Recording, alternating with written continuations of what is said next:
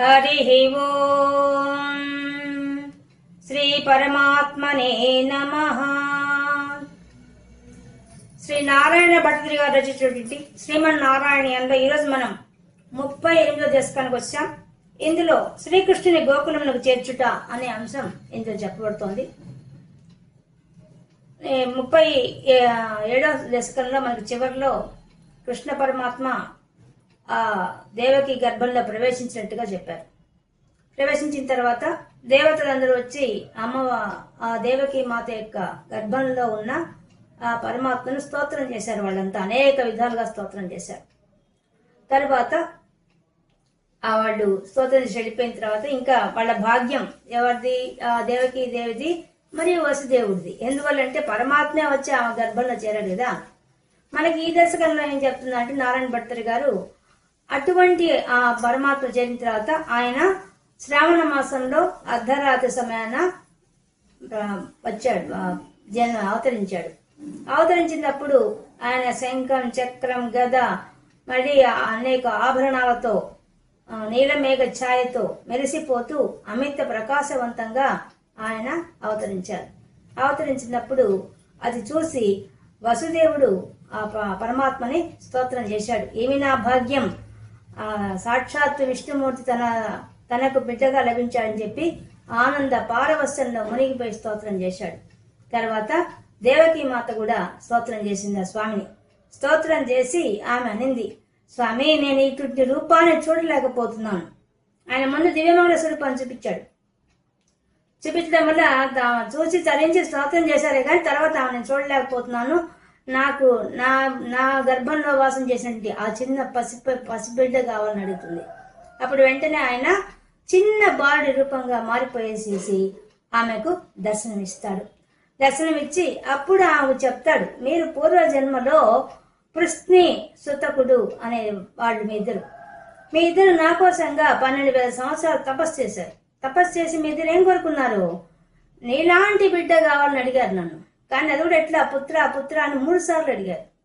దానివల్ల మిమ్మల్ని నేను అనుగ్రహించేసి మీకు 3 జన్మల్లో నేను బిడ్డగా రావాలని, నేను రావాలంటే నేనే బిడ్డగా రావాలంటే నేను రావాల్సింది తప్ప నాలాంటి వాళ్ళు ఇంకోటి ఉంటారు కాబట్టి నేనే మీకు జన్మించాను. మొదట వృష్ణి గర్భుడుగా మీకు అప్పుడే జన్మించాను. తర్వాత జన్మలో మీరు అతిథి కశ్యపులుగా వచ్చారు. అప్పుడు వామన అవతారంగా మీకు బిడ్డగా వచ్చాను. ఇప్పుడు వసుదేవుడు దేవకిగా మీరు ఈ జన్మ ఎత్తితే ఇప్పుడు మీకు నేను జన్మిస్తున్నాను. కాబట్టి ఈ విధంగా మీరు అడిగిన వరం ప్రకారంగానే మీకు నేను బిడ్డగా వచ్చాను అని చెప్పి ఆయన మళ్ళీ చిన్న పిల్లవాడిగా మారిపోయేసేసి ఆమె కేరింతలు కొడుతూ ఉంటే చూసి వాళ్ళు ఆనందపడిపోతారు. కానీ ఆయన చెప్తాడు వసుదేవుడికి, నన్ను ఇక్కడి నుంచి తీసుకువెళ్ళి రేపల్లిలో ఆ యశోద దగ్గర పసిబిడ్డ ఉంటుంది, ఆడపిల్ల, ఆమెను ఇక్కడికి చేర్చు, ఇక్కడి నుంచి నన్ను అక్కడికి చేర్చు అని చెప్తాడు. కానీ అది వర్షాకాలం, శ్రావణ మాసం, అమితంగా వర్షం ఉంటుంది. ఆ వర్షాకాలంలో అంత వర్షంలో ఆయన తీసుకెళ్ళాలి. కానీ మనం గుర్తుపెట్టుకోవాల్సింది వసుదేవుణ్ణి దేవకిని ఇద్దరిని ఆయన బంధించేస్తున్నాడు, కారాగారంలో ఉన్నారు కదా వాళ్ళు. కానీ అద్భుతంగా ఆ పరమాత్మ యొక్క అనుగ్రహంతో ఆ బంధనాలన్నీ తెగిపోతాయి. మళ్ళీ పెద్ద పెద్ద తలుపులు ఉంటాయి. ఆ తలుపులన్నీ కూడా వాటికైవే తెరుచుకుంటాయి, ఎవరు తెరవకుండా. అవి దాటుకుంటూ ఆయన బిడ్డను తీసుకొని ఆయన నెత్తిన పెట్టుకొని బయటకు వస్తాడు.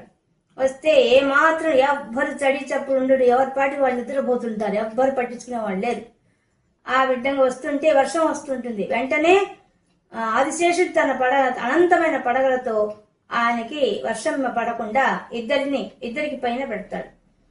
తర్వాత వాళ్ళు యమునా నదికి వస్తారు. యమునా నది అక్కడ కూడా ఆ ఆదిశేషుడు తన పడగలతో, పడగల మీద ఉండే మణులతో గాఢాంధకారంగా ఉంటుంది, వర్షం పడుతూ ఉంటుంది. అటువంటి సమయంలో ఆ పడగలతో దారి చూపిస్తాడు. ఆ పడగల యొక్క కాంతితోనే ఆ కాలు చీకట్లు తొలగి అమిత తేజస్సు, ముందు పరమాత్మలోనే తేజస్సు ఉంటుంది. దాని తోడు అనంతుడైనటువంటి ఆ ఆదిశేషుడి యొక్క పడగల మీద కూడా కాంతి ఉంటుంది. ఆ కాంతితో వాళ్ళు యమునా నదిని దగ్గరికి వస్తారు. యమునా నది దారి చూపిస్తూ ఉంటే యమునా నదే దారి చూపిస్తుంది పక్కగా జరిగి. అప్పుడు దాని మధ్యలో నుంచి వాళ్ళు వెళ్ళడం అనేదాకా ఈ యొక్క దశకంలో మనకు వర్ణించబడింది. నారాయణ భట్తి గారు ఆ విధంగా వర్ణించారు. భాగవతంలో అన్న విషయాన్ని వర్ణించారు. భాగవతంలో మనకి ఇంకా స్తోత్రాలని ఎక్కువగా ఉంటాయి. బ్రహ్మాదేవతలు చేసే స్తోత్రం అద్భుతంగా ఉంటుంది. ఆ తర్వాత ఇప్పుడు మళ్ళీ వసుదేవుడు దేవకీదేవి కూడా స్తోత్రం చేస్తారు. ఆ స్తోత్రాలు కూడా అద్భుతంగా ఉన్నాయి భాగవతంలో. నారాయణ భట్తి గారు కూడా 2 శ్లోకాల్లోనే వాడు చేసిన స్తోత్రం అంతా కూడా చెప్పాడు. మనం ఇంకా శ్లోకాల్లోకి వెళ్ళి ఆయన నారాయణ భట్తి గారు ఏ విధంగా వర్ణిస్తున్నారో చూద్దాం. శ్రీకృష్ణుని గోకులమునకు చేర్చుట అనే అంశం. ఆనంద రూప భగవన్ అయితే అవతారే ప్రాప్తే ప్రదీప్త భవదంగ నిరీయమాణై కాంతి వ్రజైరివ ఘనాఘన మండలైద్యాం ఆవృణ్మతి విరుచే కిల వర్షవేళ. వర్షవేళ ఆ వర్ష ఋతువు ఉన్న సమయంలో, ఎప్పుడూ శ్రావణ మాసం బహుళాష్టమి రోజు ఆయన పుట్టాడు. అప్పటికి మంచి శ్రావణ మాసం, మంచి వర్షాకాలం, వర్షం పడుతోంది అప్పుడు. అందుకనే ఈయన స్తోత్రం చేస్తున్నాడు. ఆనంద రూప స్వామి, పరమ ఆనంద స్వరూపుడు నువ్వు. అటువంటి ఓ స్వామి భగవన్, ఎవరి భగవంతుడివి.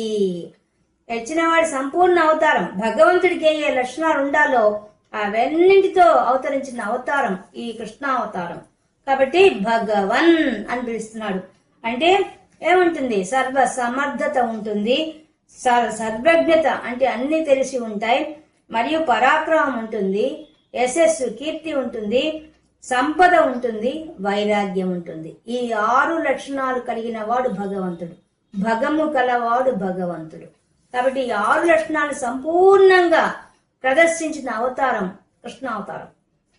కాబట్టి నారాయణ భట్తి గారు భగవన్ అని పిలుస్తున్నాడు. అయ్యి ఓ స్వామి, తే అవతారే, నీ యొక్క అవతారం, నువ్వు అవతరించే సమయంలో, ప్రాప్తే నువ్వు ఎప్పుడైతే అవతరిస్తున్నావో ఆ సమయంలో, ప్రదీప్త భవదంగ నిరీయమాణై వెలిగిపోతున్నావయ్యా నువ్వు. ఎలా వెలిగిపోతున్నావు తండ్రి? భవదంగ, నీ యొక్క శరీరం నుంచి కాంతి వెల్లుపు వస్తోంది, వెదజల్లబడుతోంది కాంతి నీ శరీరం నుంచి, దివ్యమైన కాంతి. భవదంగ, నీ యొక్క శరీరం, భవత్ నీ యొక్క అంగములు, ప్రతి శరీరం ప్రతి అవయవం నుంచి కాంతి వెదజల్లబడుతోంది, బయటికి వస్తోంది.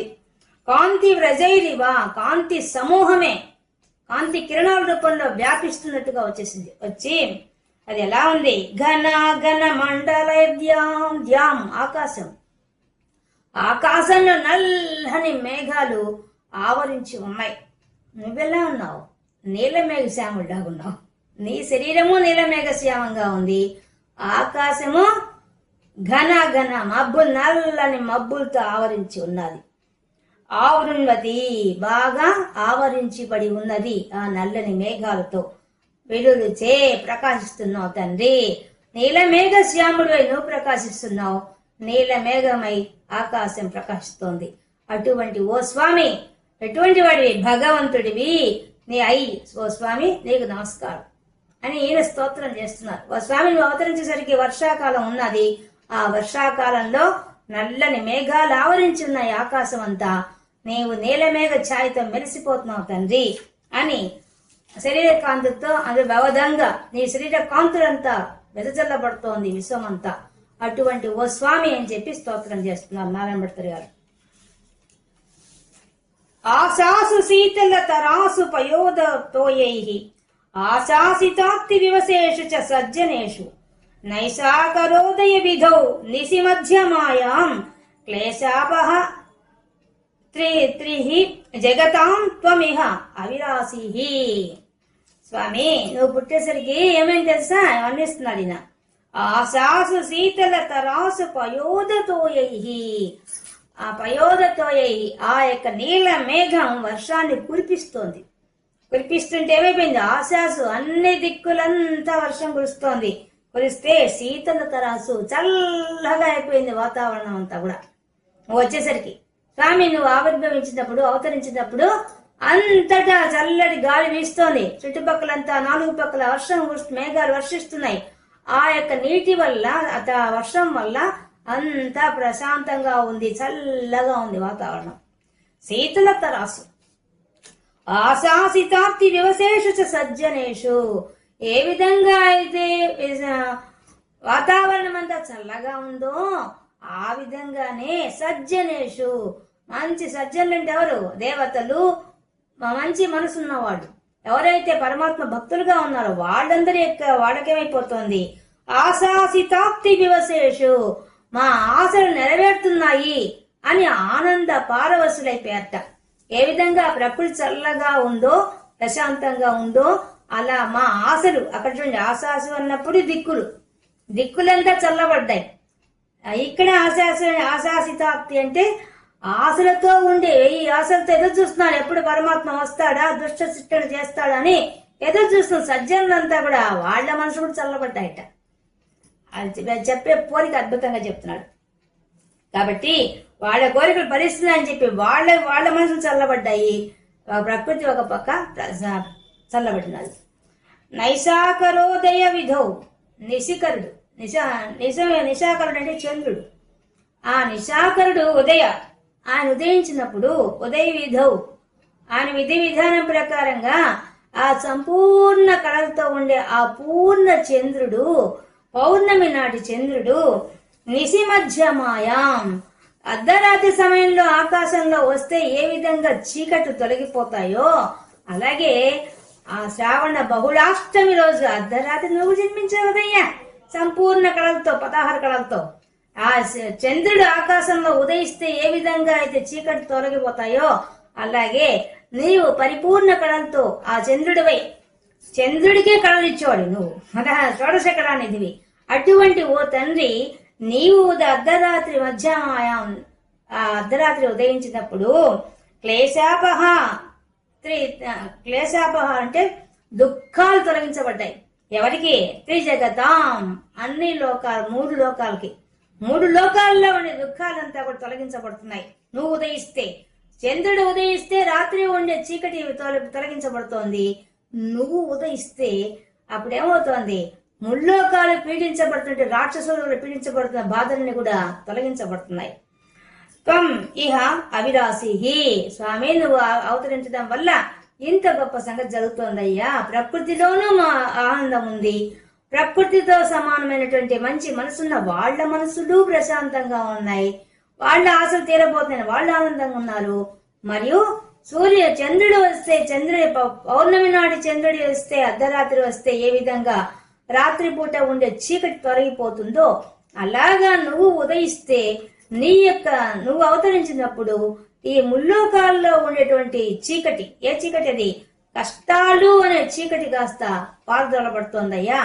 ఆ విధంగా అవతరించావు కదా స్వామి అని స్తోత్రం చేస్తున్నారు. బాల్య స్పృశాపి వపుషా దదుషా విభూతి ఉజ్జత్ కిరీట కటక అంగద హార భాస శంఖ అరి వారిజ గదా పరిభాసితేన మేఘాసితేన పరిలేసిధ సూతిగేహే.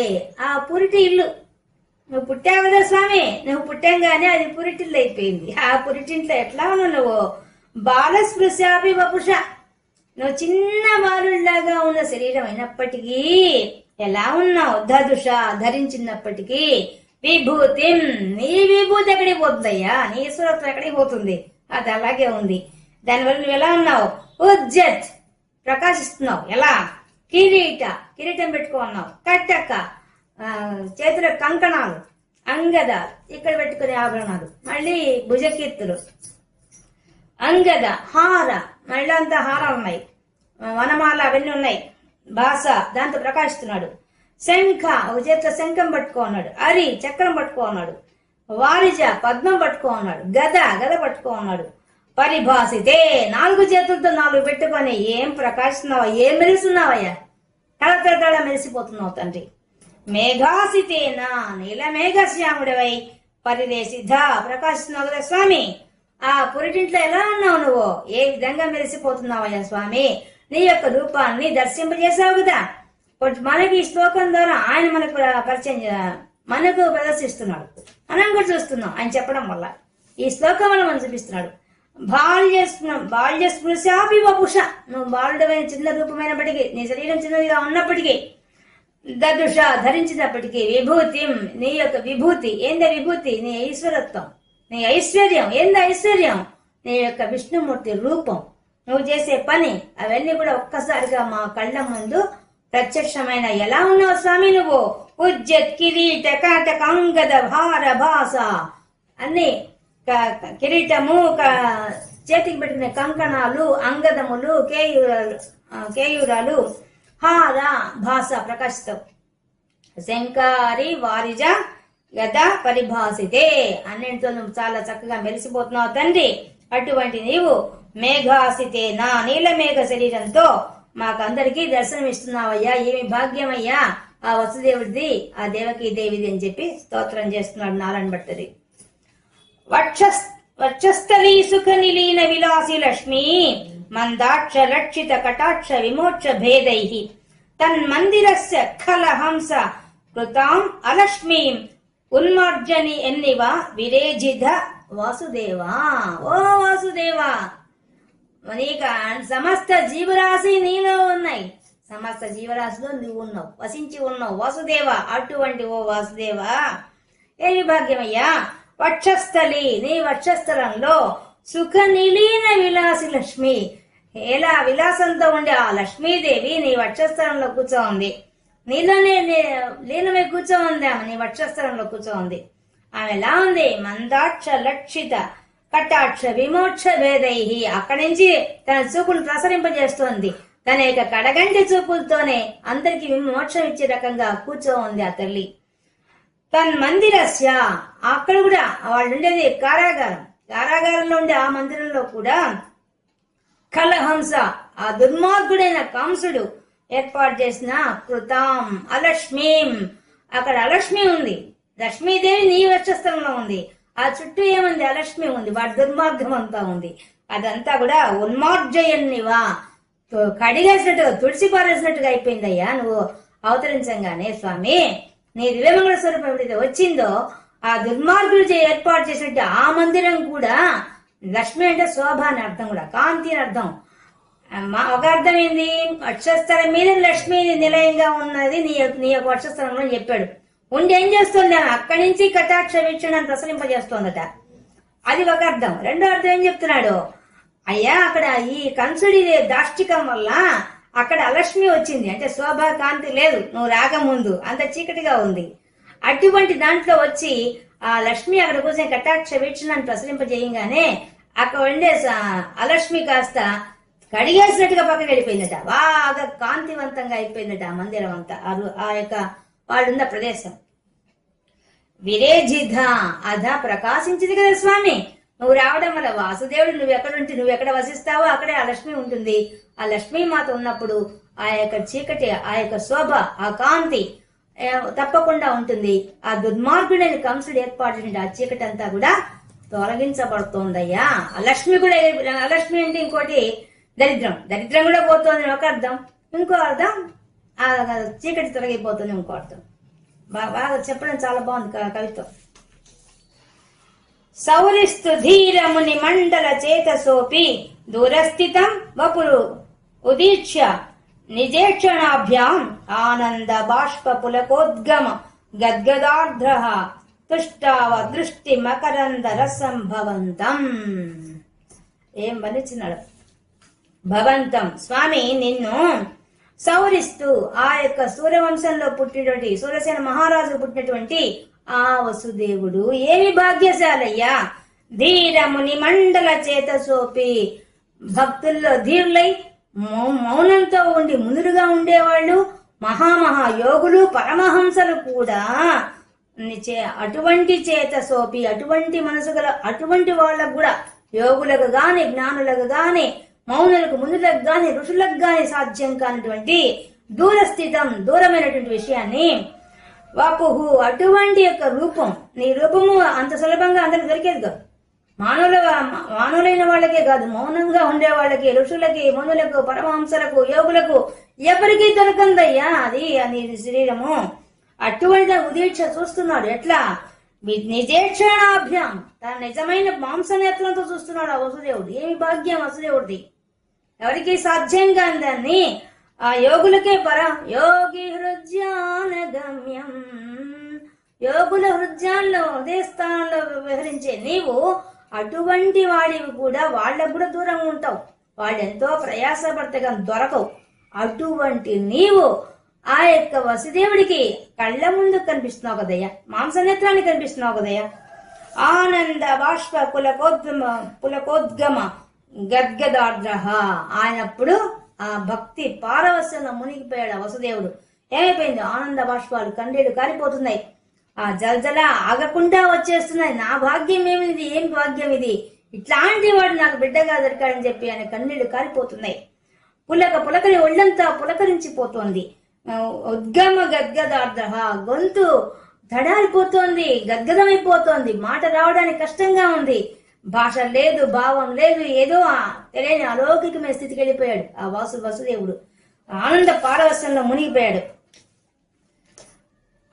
ఎంత గొప్పగా చెప్తున్నాడు, ఎట్లా ఆ వసుదేవుడు ఏ విధంగా అయిపోయాడు విషయం మనకు చెప్తున్నాడు. అది కూడా ఎలా చెప్తున్నాడు? సామాన్యులకు కూడా సాధ్యం కానిది, సామాన్యులు కాదు, మహాయోగులైన ఋషులైన వాళ్ళకు కూడా సాధ్యం కాని నీ శరీరం దర్శన భాగ్యం ఎవరికి కలుగుతోంది? ఆ వసుదేవుడికి కలుగుతోంది కదయ్యా అని చెప్పి వర్ణిస్తున్నాడు నారాయణ భట్టు. అద్భుతంగా చెప్పారు. మనకి ఇక్కడ భాగవతంలో అక్కడ చాలా చక్కగా వర్ణించారు.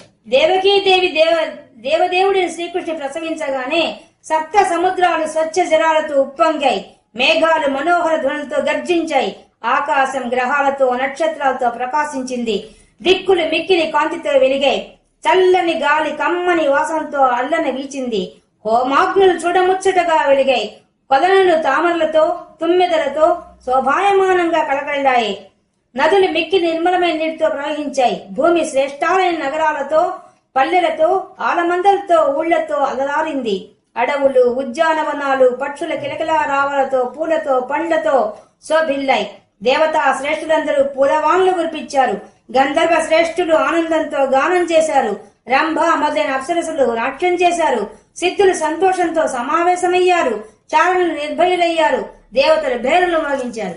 ఒక్కొక్క విషయం చెప్తున్నాడు. అశ్విని మధ్య నక్షత్రాలు సూర్య చంద్రాది గ్రహాలు మిక్కిలి శుభఫలాలను ఇచ్చే రీతిగా సంచరిస్తుండగా రాక్షసులను తల్లడిల్ల చేసేవాడు, భక్తుల ముఖాలకు వికాసం కలిగించేవాడు, శత్రువుని గెలిచే స్వభావం కలవాడు, అన్ని లోకాల వెలుపుల లోపల వ్యాపించి ఉండేవాడైన విష్ణుమూర్తిని కుమారునిగా దేవకీదేవి అర్ధరాత్రి సమయంలో ప్రసవించింది. మెరుపు తీగ వంటి దేవకీదేవి భక్తుల పట్ల పారుదయగల విష్ణుమూర్తిని సునాయాసంగా ప్రసవించి పున్నమి నాటి చంద్రుని కన్నా తూర్పు దిక్కువల ఎంతో ప్రకాశించింది. మేఘం వంటి నల్లని దేహకాంతి కలవాడు, మోకాళ్లను తాకే పొడవైన 4 చేతులు కలవాడు, పద్మాల వంటి పెద్ద కన్నులు కలవాడు, విశాలమైన వక్షస్థలం కలవాడు, అందమైన గద శంఖ చక్ర పద్మాలతో శోభిల్లేవాడు, మెడలోని కౌస్తుభమణి కాంతితో వెలిగేవాడు, మనోహరమైన మొలత్రాడు కడియాలు బాహువులు కలవాడు, వక్షస్థలం మీద శ్రీవత్సమనే మత్స శోభిల్లగా విహరించేవాడు, గొప్ప మకర కుండలాల కాంతులతో విరాజిల్లే ముంగుళ్ళు గల నుదురు గలవాడు, వైఢూర్యాది వజ్రాలు పొదిగిన శ్రేష్టమైన కిరీటం ధరించిన వాడు, నిండు చంద్రుని వలె వెలుగువాడు, భక్తులను కాపాడువాడు, సుగుణాలకు ఉనికి పట్టినవాడు, అపార కరుణ కలవాడు అయిన బాలకుణ్ణి చూచి వసుదేవుని ఆనంద పరవశుడయ్యాడు, ఆశ్చర్యచకుతుడయ్యాడు, ఉప్పొంగిపోయాడు, మహోత్సాహభటుడయ్యాడు. వసుదేవుడు కారాగారంలో ఉన్నందువల్ల స్నానం చేయడానికి అవకాశం లేక ఆనంద సాగరంలో మునిగి బ్రాహ్మణులకు 10,000 గోవులు దానం ఇవ్వాలని సంకల్పించి తన మనస్సులోనే వాటిని ధారపోశాడు. సాష్టాంగ నమస్కారం చేసి లేచి నిలబడి వెంటనే 2 చేతులు జోడించి నసుట నిలుపుకొని పశుపాలుడవని తన కుమారుడవని వెనుకాడకుండా ఆ బాలుని పూర్య చర్యలన్నీ గుర్తుకు తెచ్చుకొని పొగడడానికి పూనుకున్నాడు ఆ వసుదేవుడు. ఎంత గొప్పగా చెప్పారు భాగవతంలో. ఆయన పొందిన ఆనందానుభూతి, ఆ ఆనందానుభూతిలో ఎట్లా చెప్తున్నాడు, ఆనందానుభూతి తెచ్చి స్నానం చేశాట. ఆ స్నానం చేసి సంకల్పం చేశాట, ఏమని 10,000 గోవుల్ని బ్రాహ్మణులకు దానం చేసినట్టుగా సంకల్పం చేశాట ఆ ఆనంద పారవస్యంలో ఆ వసుదేవుడు. అదే ఇక్కడ ఈయన కూడా చెప్తాడు. ఆనంద బాష్ప పులకోద్గమ గద్గదార్ద్రం గద్గద స్వరం వచ్చేసింది, మాటలు రావడం లేదు, ఆనంద పారవస్యంలో ఉన్నాడు. తుష్టావా స్తుతిస్తున్నాడు. దృష్టి మకరంద రసం, ఆ స్వామి నీ యొక్క కరుణ దయ అనే ఒక మకరందం తేనె రసాన్ని ఆయన తాగుతున్నాడు, కళ్ళతో తాగించాడు. తాగేసి భవంతం నీ గురించి ఆయన స్తోత్రం చేస్తున్నాడు కదా స్వామి, నీకు స్తోత్రం చేస్తున్నాడు వసుదేవుడు. ఎంత ఆనంద పరవశం అయ్యాడో ఆ ఆనంద పరవశాన్ని అంతా కూడా తన మాటల్లో స్తోత్రం ద్వారా ప్రదర్శిస్తున్నాడు వసుదేవుడు. అంటే ఎంత అద్భుతమైన భక్తి ఉంది దానికి. అదే మనకు ఆరో శ్లోకంలో ఆయన స్తోత్రం చేస్తున్నాడు. దేవా ప్రసీద పరపూరుష తావవల్లి నిర్లూన దాత్ర సమనేత్ర కళా విలాసిన్ ఖేదానపాకురు కృప గురుభిః కటాక్షైః ఇత్యాది తేన ముదితేన చిరం నుతోభూః. దేవా, ఓ దివ్య ప్రకాశిక శరీరం గలవాడా, ఓ స్వయం ప్రకాశ శక్తి గలవాడా, అందరినీ ప్రకాశింపజేసే శక్తి గలవాడా, ఓ స్వామి ప్రసీద అనుగ్రహింపము. పరపురుష నువ్వెవడివి, పరమమైన పురుషుడివి, అందరినీ మించిన వాడివి, పరమమైన వాడివి. ఎటువంటి వాడు, నీ కళ్ళు ఎలాంటివి, కళా విలాసిన్ ఒక విలాసంతో ఉంటాయి నీ కళ్ళు. అవేం చేస్తాయి, సమనేత్ర ఆ నేత్ర ఎటువంటివి, ఆ కళ్ళు ఎటువంటివిట. తాపవల్లి నిర్లూన దాత్ర మాకుండే తాపాలు అని ఒక తీగలతో మేము అల్లాడిపోతుంటాం. ఆ తీగలు కోసేటువంటి కొడవలు లాంటివి నీ కళ్ళ యొక్క కాంతి, నీ నేత్రం నుంచి వచ్చే చూపు ఎటువంటిది. మాకుండే తాపాలు అనే ఒక తీగల్ని తెగ నరికేటువంటి కొడవళ్ళు లాంటివయ్యా నీ చూపు, అటువంటి చూపు గలవాడివి. అంటే అర్థమైంది, మనకు తాపత్రయాలుంటాయి 3. ఏంది? ఒకటి ఆధ్యాత్మికం. ఆధ్యాత్మికం అంటే మన దేహానికి వచ్చే రోగాలు, మానసిక రోగాలు, శారీరక రోగాలు. అది భౌతికం, మనలాగా పుట్టిన మనుషుల ద్వారా గాని లేదా మనలాంటి ఇతర జీవరాశి వల్ల గాని మనకి ఇబ్బంది కలగడం, అది బాధ కలగడం, దుఃఖం కలగడం, అది ఇంకో తీగ. 3వది అది దైవికం. దైవికం అంటే భగవంతుడు ఏర్పాటు చేసిన సునామీలు లేదా తుఫాన్లు, భూకంపాలు, ఇవన్నీ భగవంతుడు చేసేవి. వాటిని మనం అసలు ఎవ్వరూ ఎదిరించలేము. ఈ మూడు మనం ఏం చేయలేము. ఆ భగవంతుడు దయ ఉంటేనా ఆ 3 కూడా కొడవల్లో కోసినట్టుగా, ఆ తీగలను కోసినట్టుగా ఆయన చూపులే, కడగంటి చూపే ఆ విధంగా చేస్తుందయ్యా. అటువంటి చూపు గల ఓ స్వామి అని స్తోత్రం చేస్తున్నాడు. కేదానపాకురు కృపాకురుభిః కటాక్షైః జగద్గురువై కటాక్షైః నీ కడగంటి చూపుతోనే కృప దయ ప్రసరింపజేసి ఖేదానపాకురు స్వామి ఖేదము దుఃఖాన్ని తొలగించవయ్యా, మాకొచ్చే ఆపదలు తొలగించవయ్యా. ఏ ఆపదలు వస్తున్నాయో, ఏ ఆపదలో దుఃఖాన్ని పాలవుతున్నామో వాటన్నిటి తొలగించు స్వామి. ఇత్యాదితేనా ఈ విధంగా అనేక రకాలుగా ముదితేనా చెప్పలేని ఆనందంతో చిరంనుతో అబూహు నిన్ను చాలాసేపు స్తోత్రం చేశాడు కదా స్వామి ఆ వసుదేవుడు. ఆ వసుదేవుడి భాగ్యమేమయ్యా, ఏమి స్తోత్రం చేశాడయ్యా నీకని చెప్పి అంటున్నాడు. మనకు అక్కడ భాగవతంలో స్వామి ఏ గుణం, ఏ మార్పు, ఏ కోరికలే నీ వల్లనే జగత్తు పుట్టడం, పెరగడం, నశించడం జరుగుతుందని చెప్పటం తప్పు కాదు. జగత్తుకంతా ప్రభుడివి, పరబ్రహ్మానివి నీవే అయినా నిన్ను సేవించే సత్వాది గుణములు నీ ఆజ్ఞల ప్రకారం ప్రవర్తిస్తున్నాయి కనుక భటుల శౌర్యాలు ప్రభువుకు చెందినట్లుగా నీ మాయతో కూడి ప్రవర్తిల్లే గుణాల విధాలు నీకు చెందినవి అని అనిపిస్తాయి. నువ్వు రక్తవర్ణంతో రజోగుణ రూపుడువై ఉన్నప్పుడు జగత్తును సృష్టిస్తావు. తెలుపు రంగులో సత్వగుణ రూపుడువై అప్పుడు జగత్తును రక్షిస్తావు. నలుపు రంగుతో తమోగుణ రూపుడువై ఉన్నప్పుడు జగత్తు నశింపజేస్తావు. అదే విధంగా రాక్షసులను శిక్షించడానికి, భూమిని కాపాడడానికి ఈ రోజు అవతరించావా స్వామి అని చెప్పి స్తోత్రం చేశాడు భాగవతంలో ఆ యొక్క వసుదేవుడు. ఇంకా 7వ స్తోత్రం. మాత్రాచ నేత్ర సరిలాశ్రుతగాత్రవల్యా శ్రోత్రైరభిష్టుత గుణః కరుణాలయస్త్వం ప్రాచీన జన్మ యుగళం ప్రతిబోధ్యతాభ్యాం మాతుర్గిరా దదిధ మానుష బాలవేషం. మాత్రాచ ఆ తల్లి అయినటువంటి ఆ దేవకి మాత నేత్ర సరిలా తన కళ్ళదాంచి నీళ్లు కారిపోతున్నట్ట, ధారాపాతంగా కారిపోతున్నాయి ఆమెకి. ఆ ఆనంద బాష్పం చెప్పడానికి లేకుండా ఉంది ఆమెకి. నీలాశ్రుత గాత్ర సన్నగా ఉంది ఆ శరీరం. ఎలా ఉంది?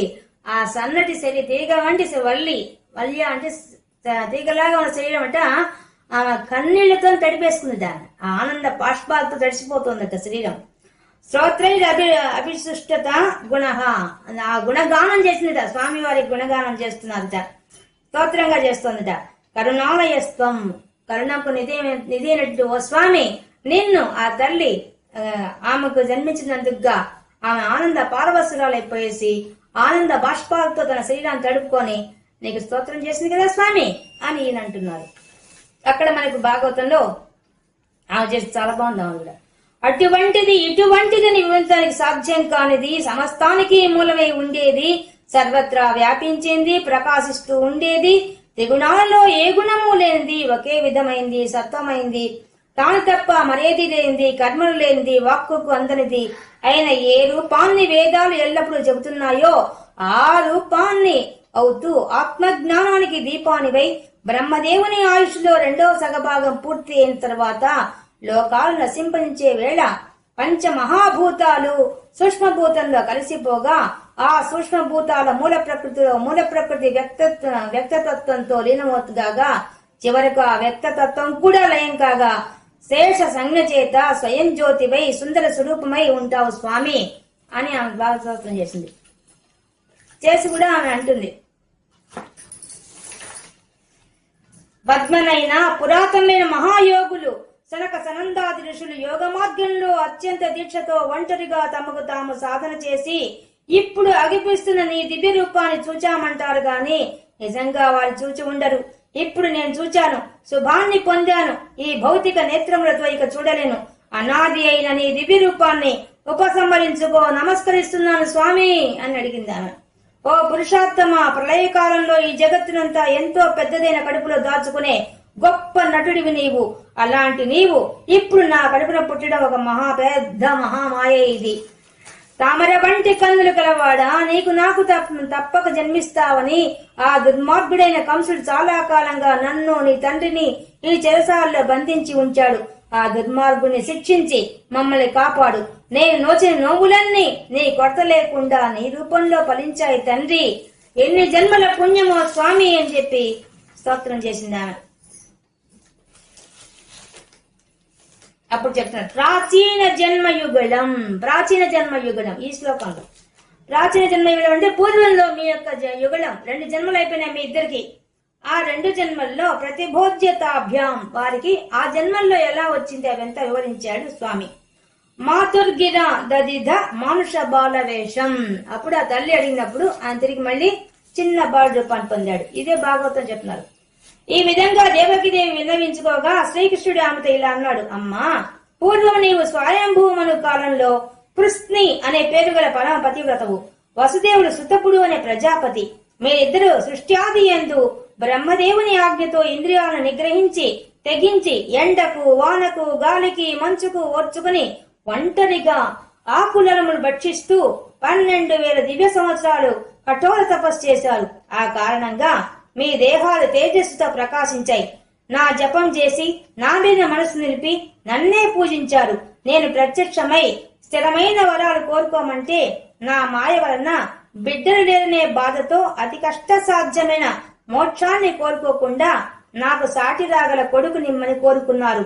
నేను మెచ్చి ఆ వరమిచ్చి పృష్టి గర్భుడనే పేరుతో మీకు అప్పుడు జన్మించాను. అంతేకాదు, అతిథి కశ్యపుడనే పేర్లతో ప్రసిద్ధులైన మీకు పొట్టివాడి రూపంలో వామనుడు అనే పేరుతో ఇంద్రుడి తమ్ముడిగా మీకు పుట్టాను. ఇది నా 2వ జన్మ. మీకిచ్చిన వరం తప్పకుండా ఇప్పుడు ఈ 3వ జన్మలో మీకిద్దరికి కుమారుణ్ణి అయ్యాను. జరిగిన పూర్వ వృత్తాంతమంతా నీకు చెప్పాను. ఇకపై మీ యందు నాకు జన్మ లేదు. మీరు నన్ను కుమారుడిగా బ్రహ్మాండ స్వరూపుడైన పరబ్రహ్మగా భావిస్తూ నా మీది ప్రేమ వల్ల పునర్జన్మ లేని పరమపదాన్ని పొందుతారు అని చెప్పి తల్లిదండ్రులైన దేవకీ దశదేవులు చెప్పవాళ్ళు తెలియకుండా అట్లే తనను చూస్తూ ఉండగా మాయతో అప్పుడే పుట్టిన సుకుమార శిశువు మారిపోయాడు. కాలు చేతులు కదిలించడం, కన్నులు మూసి తెరవడం, కేవు కేవుమని ఏడవడం మొదలైన వేడుకలు చేశాడు ఆ పరమాత్మ. ఆమె అడిగింది, నేను చూడలేకపోతున్నాను, నాకు అటువంటి బిడ్డ రూపం చూపించమంటే చూపించాడు. అదే ఇక్కడ మనకు నారాయణ భట్ గారు చెప్తున్నారు. ప్రాచీన జన్మ యుగుణం ప్రతిభోజ్యతాభ్యాం తాభ్యాం వాళ్ళిద్దరికి పూర్వ జన్మలో మీరెవరు అనే విషయం పూర్తిగా వివరించారు. ఇప్పుడు చెప్పినట్టే భాగవతులు ఏం చెప్పారు, పృష్టి గర్భుడు సుతపుడిగా పుట్టారు. అప్పుడు ఆ కోసం 12,000 సంవత్సరాలు ఎండకు గాలికి వాటికన్నిటి ఓడ్చుకొని నా కోసం తపస్సు చేశారు. నా కోసం తపస్సు చేస్తే మీరు ఆ మోక్షం అడగాలనుకున్నారు, కానీ నేనే మీకు మాయ సృష్టించి మీకు పెద్ద సంతానం లేదు, అందువల్ల మీకు సంతానం కలిగినట్టు మీరు అడిగితే ఆ విధంగా మీకు 3 జన్మల్లో జన్మిస్తా అని చెప్పాను. పృష్టి గర్భుడుగా అప్పుడు జన్మించాను. తర్వాత అతిథి కశ్యపుడుగా వచ్చినప్పుడు వామనావతారంగా మీకు వచ్చాను. ఎప్పుడు ఇది 3వ జన్మ. ఈ 3వ జన్మలో కృష్ణుడిగా మీకు పుట్టాను. కాబట్టి మాతుర్గిర ఆ దేవకి మాత చెప్పగా దదిధ ధరించాడు. మానుష బాల వేషం, చిన్న బాలుడి వేషంగా మార్చుకున్నాడు తన శరీరాన్ని. తత్ప్రేరితస్తదను నంద తనూజయాతే యచ్చాసమారయచయితుం స హి సూరసూనుః త్వాం హస్తయోరదిత చిత్త విధార్యమార్యైః అంభోరుహస్త కలహంస కిశోర రమ్యం. తత్ప్రేరితైన ఓ స్వామి నీ యొక్క ప్రేరణ వల్ల తదను నందన తనుజయ నందగోపాల యొక్క కుమార్తెగా ఆ యోగమాయ పుట్టింది యశోదకి ఎక్కడ రేపల్లలో. కాబట్టి నువ్వేం చేస్తావంటే వ్యత్యాసం చెయ్యి, ఇక్కడి నుంచి నన్ను అక్కడ చేర్చు, అక్కడి నుంచి ఆ యోగమాయని ఇక్కడ చేర్చు అని వసుదేవుడికి చెప్తున్నాడు. సహి సూరసూనువు సూరసేన మహారాజు కుమారుడైనటువంటి ఆ వసుదేవుడికి చెప్పాడు. వసుదేవ నువ్వు వెళ్ళి నన్ను అక్కడ చేర్చు, అక్కడి నుంచి ఆ యోగమాయని ఇక్కడ చేర్చు అని చెప్పాడు. త్వాం హస్తయో రజిత చిత్త విదార్యమార్యైః. స్వామి నువ్వు హస్తయో రజిత చిత్త, అసలు ఎవరికి దొరకని వాడివి, నీవు అటువంటి వాడివి. తన చేతులతో పట్టుకున్నాడు. ఎవరు? ఆ యొక్క వసుదేవుడు. చిత్త విదార్యం ఆర్యై. ఆర్యై అంటే గొప్ప గొప్ప ఋషులందరూ కూడా చిత్త విదార్య వాళ్ళ యొక్క హృదయ పద్మంలో మాత్రం నేను దాచుకుంటాను. యోగి హృద్యాన గమ్యం అన్నట్టుగా పెద్ద పెద్ద వాళ్ళ ఋషులు మునులు వాడంతా వాళ్ళ హృదయంలో ఎప్పుడు కూర్చో ఉంటావు నువ్వు. అటువంటి వాడివి ఆ వసుదేవుడి చేతిలోకి వచ్చావు. నువ్వు ఎలా ఉన్నావు అక్కడ నువ్వు? అంబోరుహస్త కలహంస కిశోర రమ్యం. రమ్యం చాలా ఆనంద పరవశం చేసినట్టుగా అందమైనటువంటి కలహంస కిశోరం, చిన్న హంస పిల్లల్లాగా అయిపోయావు. ఎలా? ఆయన చేతులు పద్మాలు అయితే 2 పద్మాల మధ్యలో ఉండే చిన్న హంస పిల్లల్లాగా మెరుస్తూ ఉన్నావయ్యా. ఆయన పట్టుకో ఉంటే ఆయన చేతులు పద్మాలైతే ఆ మధ్యలో ఉన్నావు, చిన్న హంసలాగా ఉన్నావు, హంస పిల్లలాగా ఉండి అందంగా ఉన్నావు, మళ్ళీ ఆనందింపజేస్తున్నావు. రమ్యం అట్లాగా దర్శనం ఇచ్చావు. ఈయన దర్శింపజేస్తున్నాడు అంటే వసుదేవుడు పట్టుకున్నాడని చెప్పడానికి ఈయన చూస్తున్నాడు, ఈయన వర్ణిస్తూ చూస్తున్నాడు. అక్కడ ఎట్లా వసుదేవుడు పట్టుకున్నాడు ఆ బిడ్డను. ఏమయ్యా యోగుల హృదయాల్లో ఉండే యోగి హృదయం అనే పద్మంలో కూర్చున్నటువంటి ఆ పరమాత్మని ఈ చిన్న రూపంతో నీ చేతుల్లో పట్టుకున్నావా?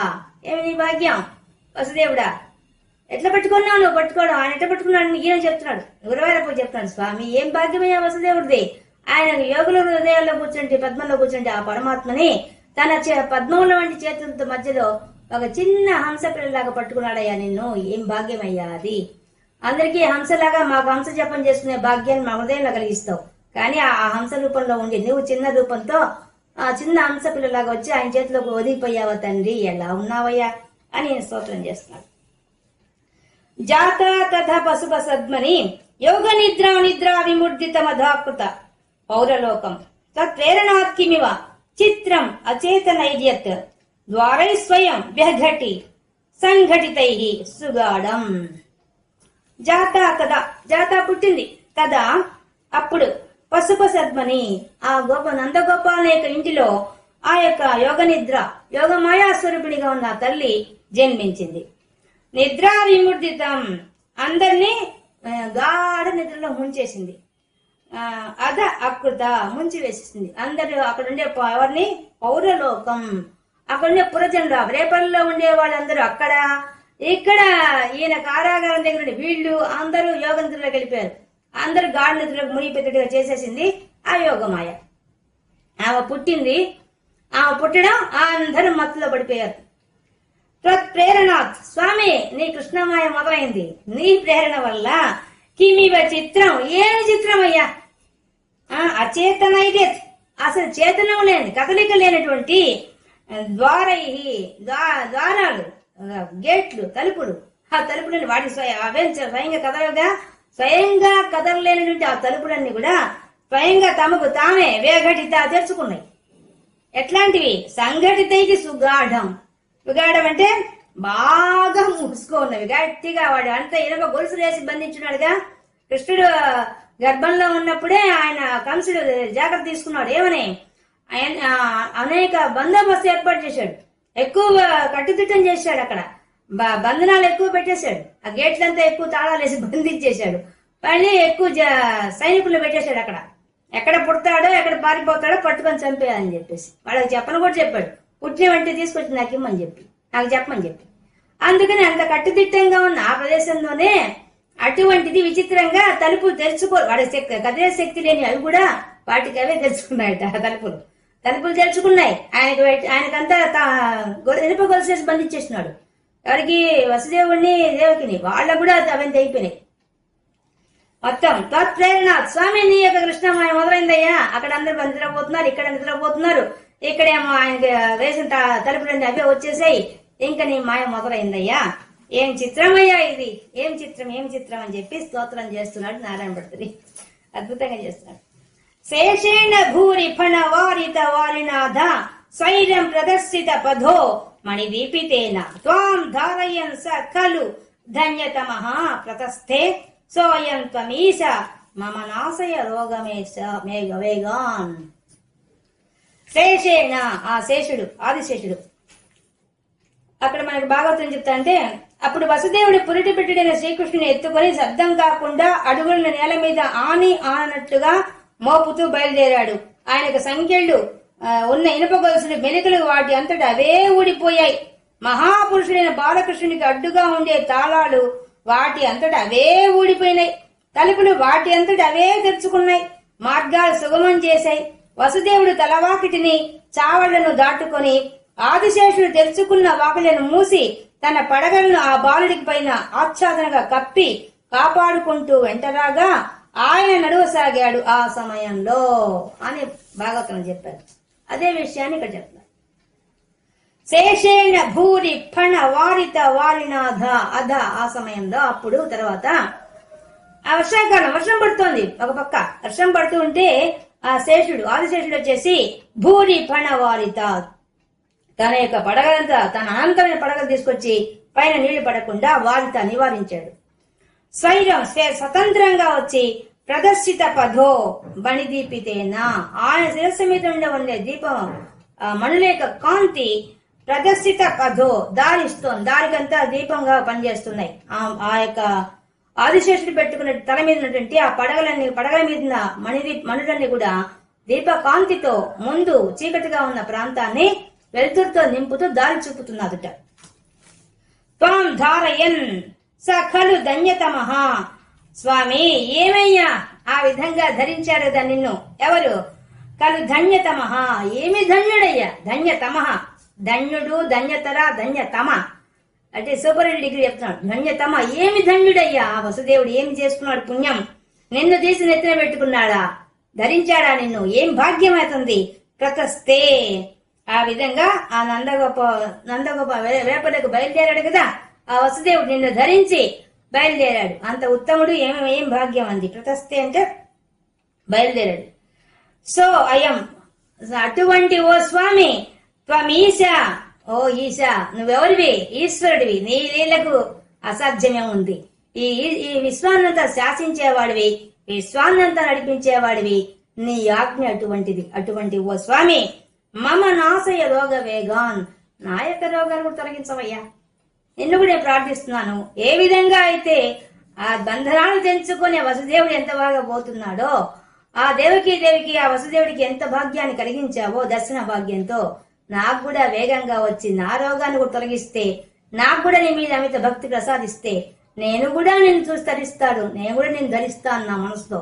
కాబట్టి అనుగ్రహించవయ్యా అని చెప్పి పరిపీర విద్యాల స్తోత్రం చేస్తున్నారు నారాయణ భట్టు గారు. అద్భుతంగా ఈ యొక్క 38వ దశకంలో శ్రీకృష్ణ పరమాత్మని గోకులంలో చేర్చుట అనే అంశాన్ని ఇంత చక్కగా వివరించారు ఈ యొక్క దశకంలో. అటువంటి నారాయణ భట్టుడికి నమస్కరిస్తూ, అటువంటి భాగ్యాన్ని కలిగించిన గురువాయూరప్ప స్వామికి నమస్కరిస్తూ, సర్వత్ర గోవింద నామ సంకీర్తనం, గోవింద గోవింద.